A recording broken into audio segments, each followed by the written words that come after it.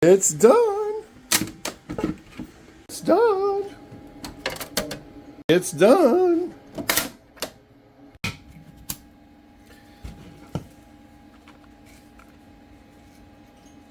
So this goes in here like so. Well, I think it does. Well, there it goes.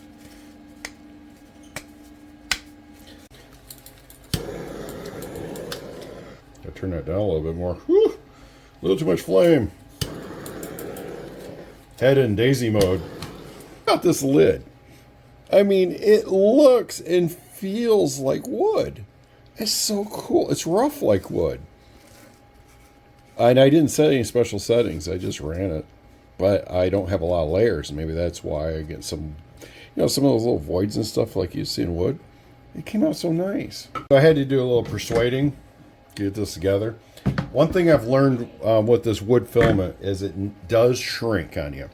So like this lid, I printed at normal size, and I could not get this together. I dropped it 2% just to get it to assemble properly. So wood filament, well, at least this wood filament. And I printed with, this is like, I've only done like a couple spools over the years of wood filament, but it smells great. And so this is a wine barrel. And what you do is you can, helps when you put it together right. So what you do is you go and get those wine bags. And you can put your favorite wine in a bag, or Daisy Lee puts, I think, iced tea in hers. And then you put the bag in here, and then this comes off, and then you put the spout through here, and then you put this in here to trap it. And there you go. Now you got a wine barrel. Or you can go get your favorite box of wine and put the bag in here. I found this on Amazon. Here's the wood filament I used. Never heard of the brand before, but it was on sale. So I picked that up.